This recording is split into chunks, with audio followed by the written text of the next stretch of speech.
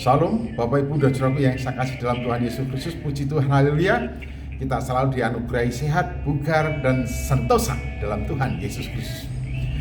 Firman Tuhan hari ini berbicara bahwa kasih itu tidak melakukan yang tidak sopan dan tidak mencari keuntungan bagi diri sendiri. Dikatakan di dalam 1 Korintus 13 ayat yang kelima, kasih tidak melakukan yang tidak sopan dan tidak mencari keuntungan diri sendiri.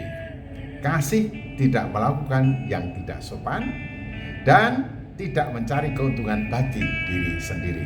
Kalau kita mengasihi, kalau kita hidup di dalam kasih, kita selalu memperhatikan bagaimana kita bicara, bagaimana kita berbuat, bertindak, selalu ada pedoman standar etika, standar moral, standar sopan santun, sehingga orang yang hidup di dalam kasih, yang mengasihi, selalu menjaga attitude-nya, menjaga perilakunya, menjaga perkataannya, supaya ungkapan kata yang keluar dari mulutnya berbentuk kalimat atau pernyataan atau statement atau kata per kata tidak melanggar etik, tidak merupakan sesuatu yang tidak sopan, tetapi terjaga.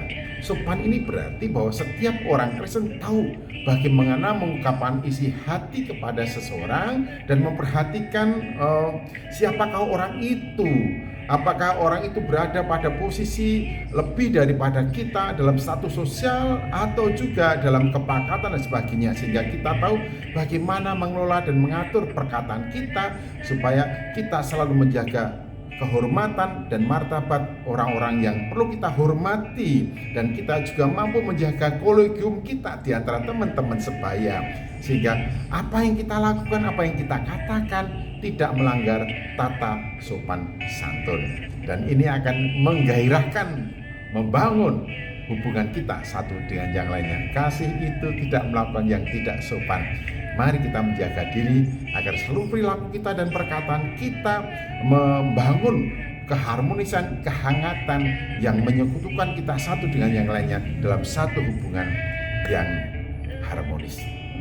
Ini luar biasa. Kemudian yang kedua, kasih itu tidak mencari keuntungan atau kepentingan bagi diri sendiri. Artinya kalau kita melakukan sesuatu didorong dan dijiwai oleh kasih, maka setiap yang kita katakan, setiap yang kita lakukan selalu difikirkan bagaimana itu mendatangkan berkat, mendatangkan keuntungan, mendatangkan manfaat, mendatangkan pengaruh positif kepada orang lain, sehingga apa yang kita lakukan tidak self-centris, tetapi bagaimana yang kita lakukan itu betul-betul menjadi berkat bagi setiap orang.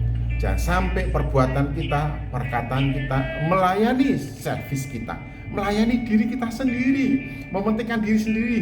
Pertimbangan-pertimbangan yang demi dan bagi diri sendiri itu dijauhkan daripada kita, karena kita hidup dalam kolegium, kita hidup dalam interrelasional, kita hidup dalam interaksi dengan siapapun dan setiap orang, dan kita bertanggung jawab menjaga harmonisasi hubungan kita satu dengan yang lainnya. Oleh karena itu betul sekali dan tepat sekali jika kita mengerti bahwa kasih itu tidak melakukan yang tidak sopan, kasih itu tidak mencari keuntungan bagi diri sendiri.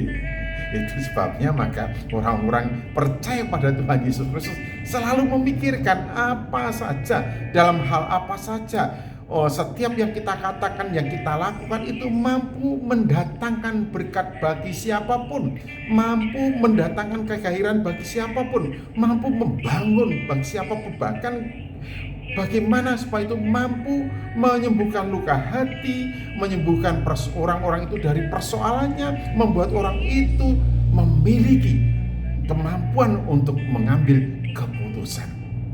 Jadi kita disandingkan dengan orang dan sesama kita, orang lain dan sesama kita, supaya kita tidak menjadi penimbul masalah, menjadi sebab masalah, tetapi kehadiran kita oleh Tuhan di antara sesama kita adalah bagaimana supaya kita menjadi berkat.